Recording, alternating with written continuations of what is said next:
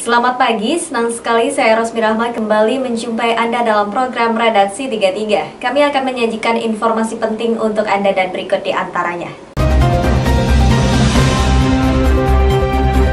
Program vaksinasi antibodi virus corona sudah dimulai di Kalimantan Timur. Dari 11 pejabat yang dijadwalkan untuk disuntik perdana, 5 diantaranya tidak bisa divaksin lantaran alasan medis dan tidak hadir. Beginilah suasana di kantor Gubernur Kaltim Jalan Gajah Mada, Samarinda saat dimulainya program vaksinasi nasional kepada para pejabat eksekutif, legislatif, dan yudikatif. Sayangnya hanya 6 dari 11 pejabat yang memenuhi syarat untuk disuntik vaksin dari Sinovac Tiongkok itu. 5 pejabat lainnya tidak bisa disuntik karena adanya halangan medis seperti memiliki komorbid, stres, dan tekanan darah tinggi. 1 pejabat lagi justru tidak hadir di lokasi penyuntikan karena alasan yang tidak jelas. Sekretaris Daerah Provinsi Kaltim Muhammad Sabani, Pangdam 6 Maijen Heri Wiranto, dan Wakajati Bambang Bahtiar termasuk yang awalnya tidak bisa ikut divaksin. Namun setelah beristirahat sejenak dan rileks, akhirnya ketiganya dinyatakan boleh divaksin. Menjadi perhatian bahwa tidak ada hal-hal yang perlu ditakutkan. Apakah karena ngelihat teman-teman yang divaksin tadi tegang seperti itu, jadi mencoba? Itu salah satu hal supaya teman-teman bisa rileks sedikit. Ya. Saya pun juga sendiri agak stres tadi ya. Awalnya tenang, ketika dipanggil ke depan melihat teman-teman media semuanya, kok jantung saya kok berdebar-debar. Jadi ada sesuatu yang nggak benar ini kan ya. Sempat grogi, tapi akhirnya sekaligus menjawab pertanyaan tadi itu. Saya minta izin kepada petugas, tolong saya kasih waktu saya untuk menenangkan diri dulu. Jadi caranya menenangkan diri itu, tarik nafas dalam, hembuskan lewat mulut, tarik nafas dalam lewat hidung, hembuskan lewat 3 kali aja sudah. Berapa orang tadi yang kena pending, Dok? 6 orang rasanya ya. 6 orang. Dok, kalau selain itu dok, ada makanan khusus kan dok yang dimakan mungkin sebelum ini? Tidak ada. Yang penting istirahat. Yang penting istirahat 8 jam per hari ya. Itu yang paling penting. Tapi tadi semuanya tuh pending aja dok, bukan gagal. Bukan gagal, pendingnya dalam pengertian pending karena tensinya di atas 140. Syaratnya kan tekanan darah itu 140 yang boleh menerima Batas vaksin. minimalnya berapa dok? Kalau darah rendah, Kalau normal tekanan darah itu kan 120/80. Ya. Khusus untuk pelaksanaan vaksin ini karena mungkin ada umur-umur di atas 50. Wakil Ketua DPRD Kaltim Muhammad Samsun dan Kapolda Kaltim Heri Rudolf Nahak menjalani vaksin dengan lancar. Menurut Samsun, setelah divaksin dirinya merasa lebih nyaman karena ada rasa percaya diri karena di tubuhnya sudah ada antibodi untuk melawan virus corona. Dia meminta warga Kaltim untuk tidak khawatir ketika saatnya nanti menerima vaksin. Tim Kaltim TV, Hardin, melaporkan.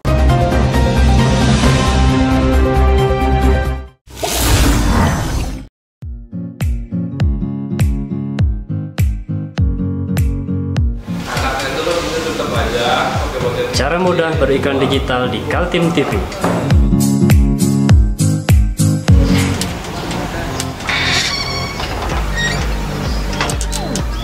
Yang pertama, jadilah sahabat Kaltim TV.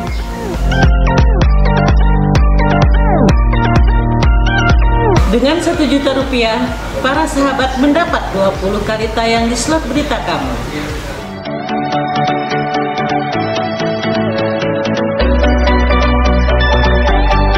Dengan 20 detik dapat menjangkau 20.000 penonton. Anda beruntung karena mendapat kesempatan perdana dari kami. Ayo jadilah sahabat Kaltim TV.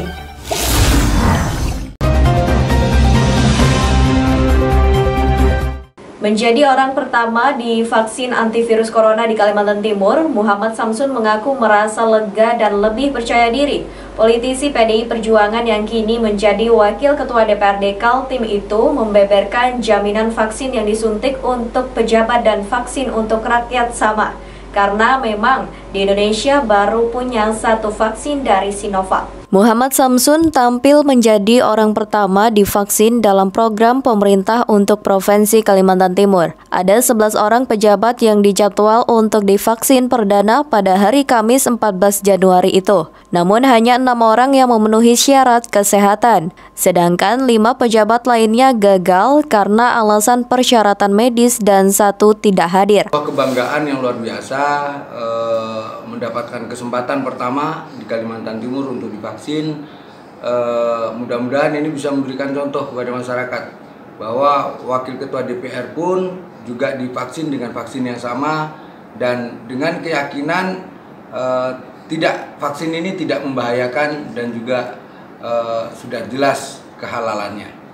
Kepada wartawan Kaltim TV, Muhammad Samsun berbagi pengalamannya usai mendapat vaksin. Dia mengatakan merasa lega bahkan lebih percaya diri karena sudah ada vaksin virus corona di dalam tubuhnya. Samsun meminta masyarakat percaya apa yang dilakukan pemerintah yang sedang berjuang melawan virus corona. Ya, alhamdulillah tadi kita sudah divaksin untuk yang pertama kali di Kalimantan Timur. Ini bukan, kalaupun kami divaksin di awal ini bukan karena skala prioritas, tapi harapannya agar kita tokoh-tokoh masyarakat yang divaksin di awal ini bisa memberikan contoh kepada masyarakat yang lain yang masih ragu tentang keamanan dan kehalalan vaksin tersebut. Jadi kami sudah melakukan dan alhamdulillah setelah lebih dari 3 jam kita divaksin pun tidak ada reaksi apapun yang mengakibatkan hal yang negatif. Perasaan justru lebih tenang, lebih lega karena sudah mendapatkan imunisasi terhadap virus corona, tapi tetap kita menjaga protokol kesehatan. Karena di Indonesia saat ini baru ada satu-satunya vaksin, ya, Sinovac yang didatangkan oleh pemerintah. Tidak ada duanya. Jadi apa yang divaksinkan kepada Presiden, kepada Wakil Ketua DPR, bahkan kepada rakyat nantinya, itu sama. Dosisnya, jenis vaksinnya, dan sebagainya itu sama. Jadi tidak usah khawatir kemudian masyarakat akan diberikan vaksin yang murahan, enggak. Karena sampai hari ini kita baru satu-satunya jenis dan tipe vaksin yang masuk ke Indonesia, yaitu Sinovac.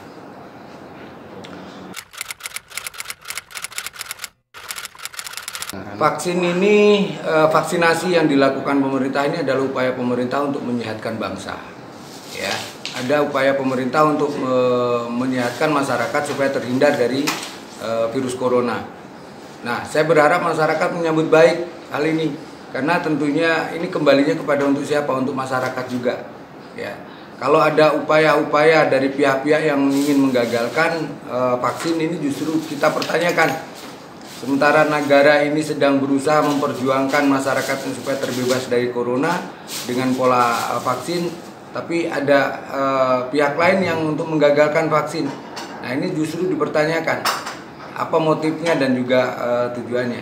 Sudahlah, masyarakat ikuti saja anjuran pemerintah. Tidak mungkin pemerintah itu menyengsarakan dan mencelakakan masyarakatnya.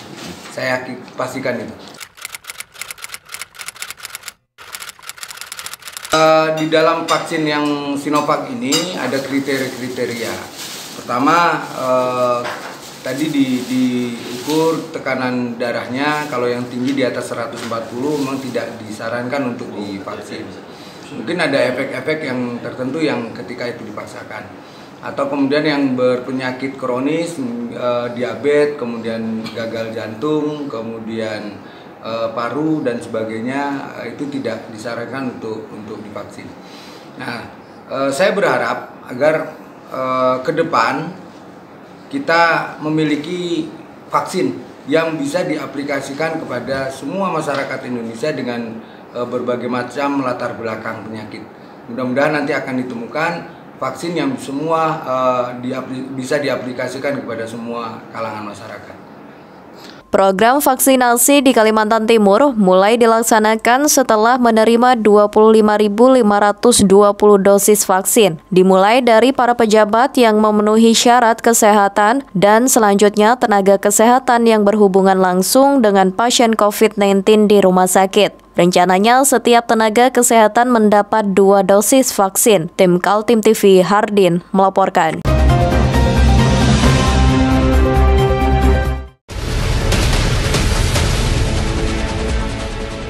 Mari kita memerangi virus corona dengan mematuhi imbauan pemerintah. Stay at home.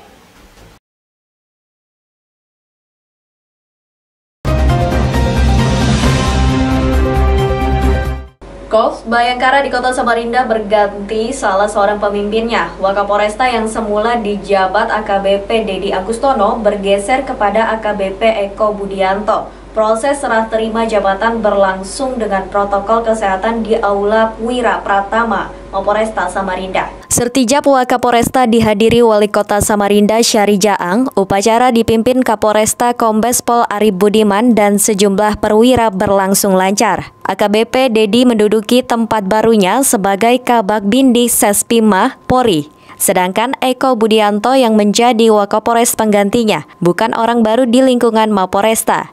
Selama 4 tahun terakhir, Eko adalah Kasat Intel Polres Kota Tepian dan pernah jadi Kapolsek Pelabuhan. Akan serah terima jabatan Wakapolres ya dari Kombes Pol Dedi Agustono kepada AKBP Eko Budianto. Wakapolres yang baru ini bukan merupakan orang lama, bukan orang baru ya, tapi pernah berdinas di sini sebagai Kasat Intel 4 tahun. Kemudian menjabat Kapolsek Pelabuhan itu pernah juga sekitar 1,5 tahun. Jadi saya berharap beliau ini orang lama dan sudah mengetahui situasi kondisi daerah sini. Jadi nantinya membantu tugas-tugas saya itu udah lancar ya, sudah tinggal main aja. Sudah banyak kenal dengan masyarakat di sini.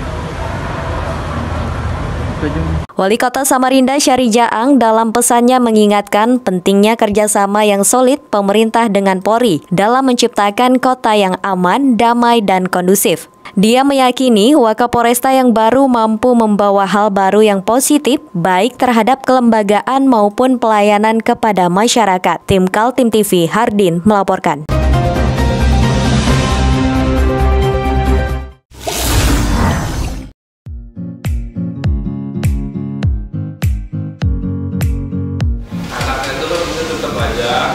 Cara mudah beriklan digital di Kaltim TV.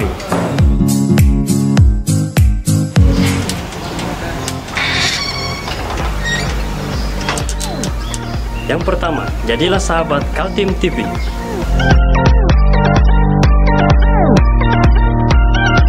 Dengan Rp1.000.000, para sahabat mendapat 20 kali tayang di slot berita kamu.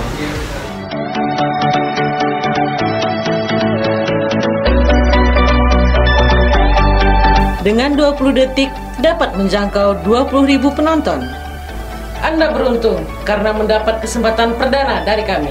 Ayo jadilah sahabat Kaltim TV.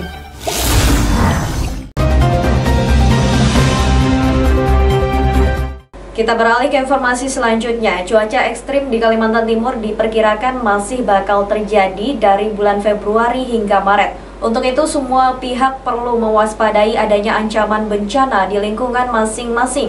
Di Lojanan Kukar, unsur pimpinan kecamatan mengadakan apel siaga bencana alam. Sedia payung sebelum hujan, itulah peribahasa yang tepat untuk saat sekarang di Kalimantan Timur. Maklum saja, berdasarkan peringatan dini BMKG, wilayah-wilayah di provinsi ini termasuk rawan mengalami hujan lebat disertai angin kencang dan petir.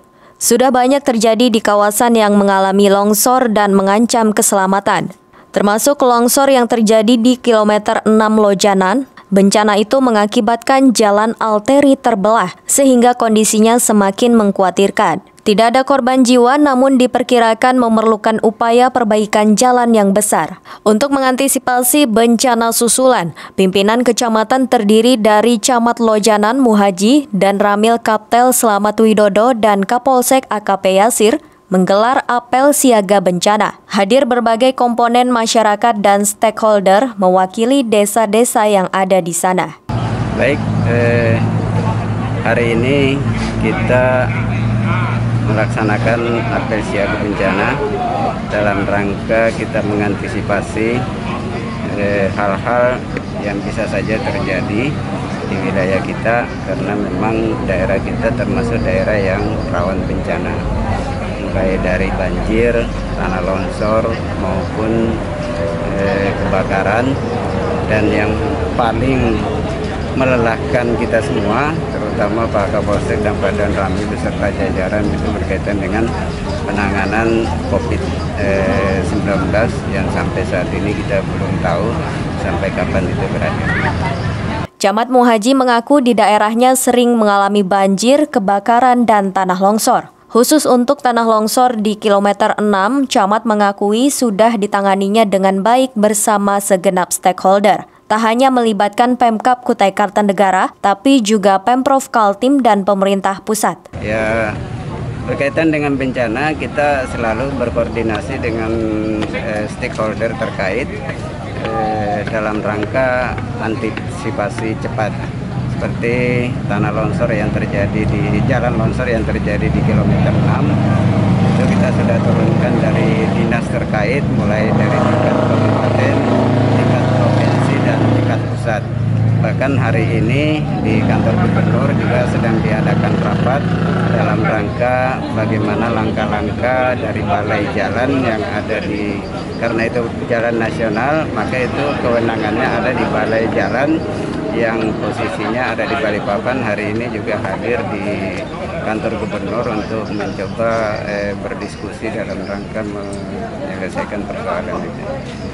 Kecamatan Lojanan merupakan daerah strategis karena berada di perbatasan Kabupaten Kutai Kartanegara dengan Kota Samarinda. Secara administratif, kecamatan itu memiliki 8 desa dengan jumlah penduduk lebih dari 50.000 jiwa. Tim Kaltim TV, Hardin melaporkan.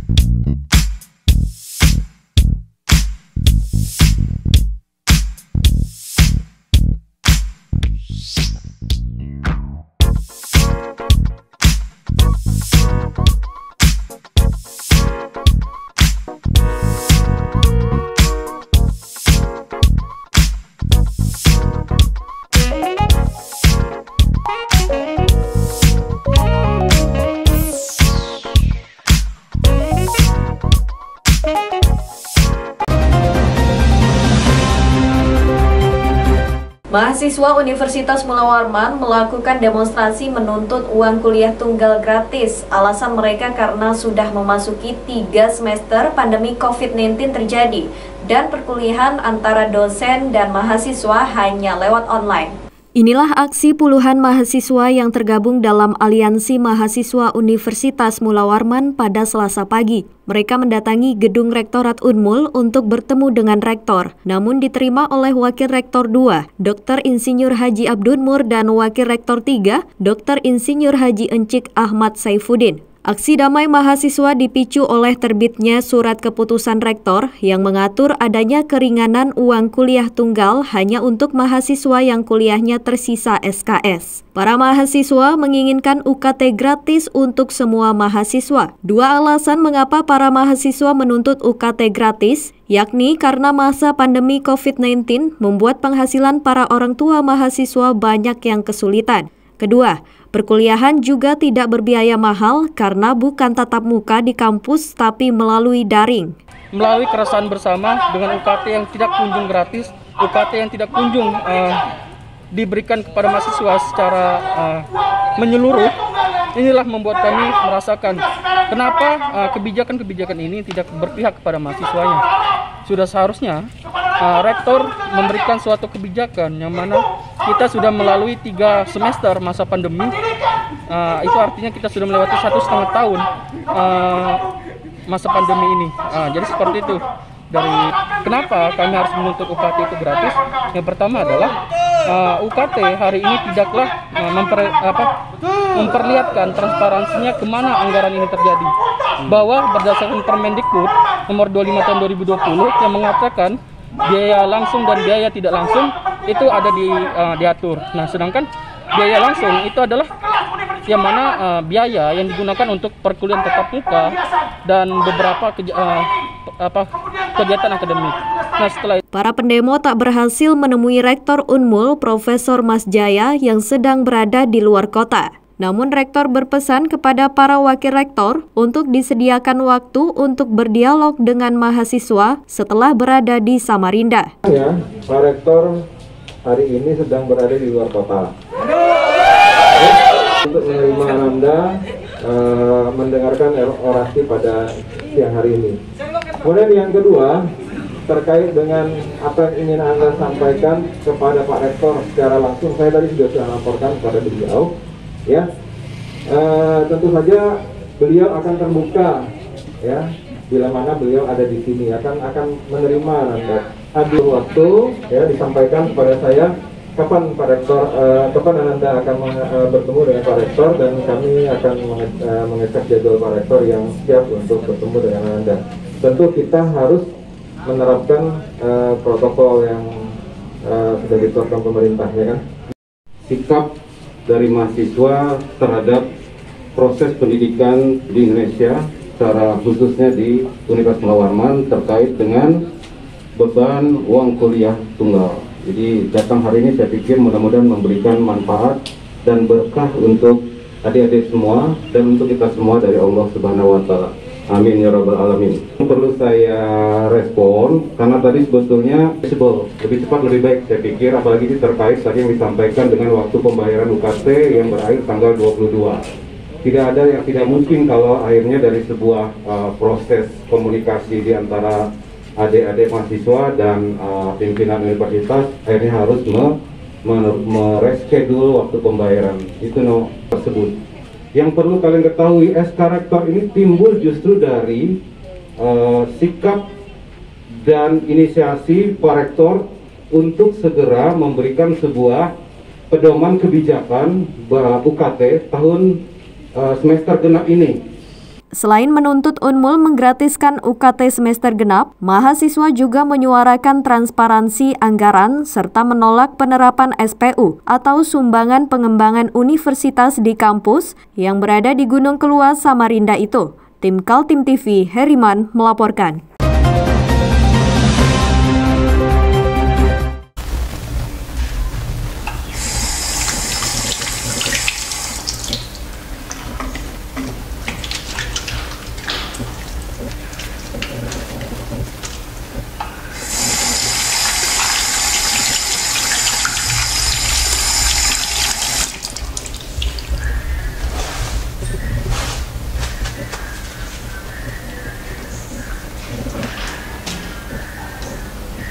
Meskipun di rumah saja, kita tetap selalu menjaga kesehatan, cuci tangan, menggunakan hand sanitizer. Ingat, mulailah dari diri sendiri.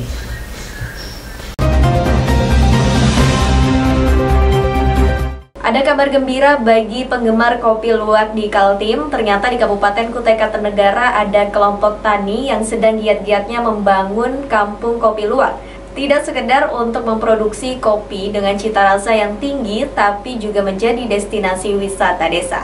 Letak kampung kopi luwak itu di Desa Prangat Baru, tepatnya di kilometer 60 Jalan Poros Samarinda Bontang yang masih wilayah administrasi Kecamatan Marangkayu, Kabupaten Kutai Kartanegara. Warga bisa dengan mudah menjangkau lokasinya untuk sekedar mengopi atau bahkan melihat dari dekat bagaimana para petani memproduksi kopi. Di sana, selain ada tanaman kopi, para petani juga menyiapkan peternakan hewan luwak atau yang akrab disebut musang atau bahasa ilmiahnya Paradoxurus hermaphroditus. Selain beternak hewan luwak, para petani juga memelihara luwak liar yang memang disengaja untuk memakan buah kopi dan kemudian dikeluarkan kembali dalam bentuk kotoran luwak.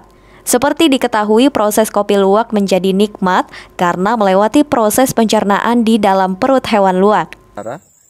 Di sini saya memperkenalkan kebun kopi yang sudah ada ini sekitar kurang lebih luasnya 2 hektar ya.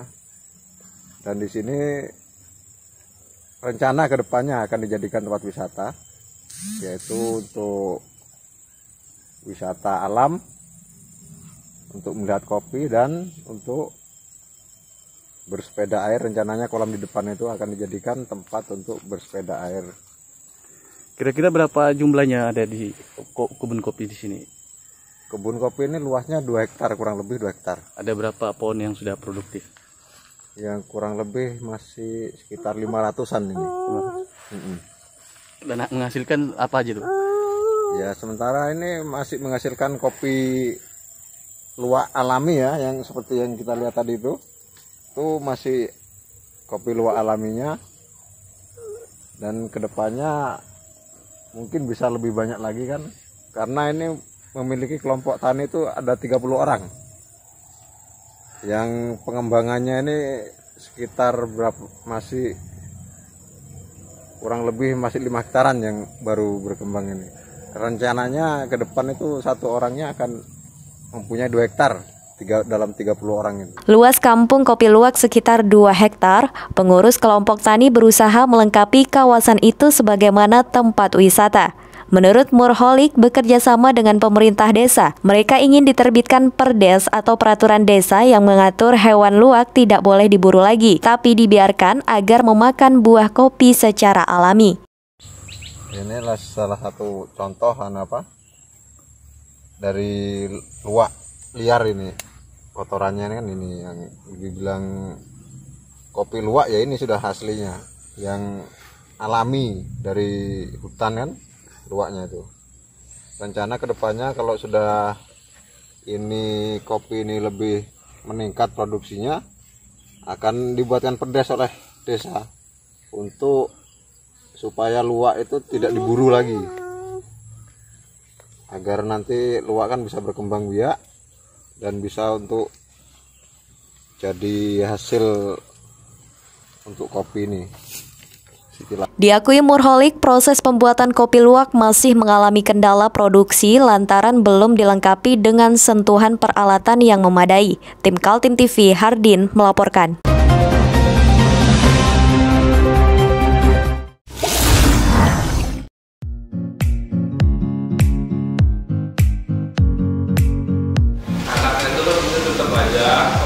Cara mudah beriklan digital di Kaltim TV.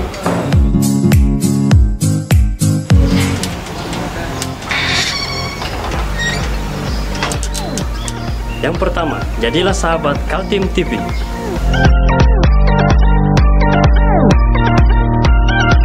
Dengan Rp1.000.000, para sahabat mendapat 20 kali tayang di slot berita kamu.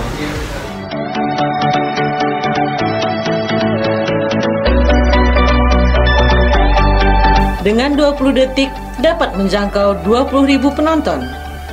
Anda beruntung karena mendapat kesempatan perdana dari kami. Ayo jadilah sahabat Kaltim TV.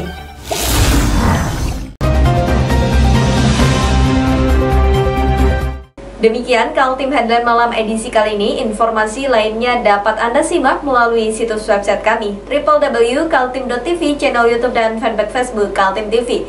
Jangan lupa untuk selalu patuhi protokol kesehatan. Saya Rosmi Rahma bersama kerabat kerja yang bertugas pamit undur diri. Selamat malam dan sampai jumpa.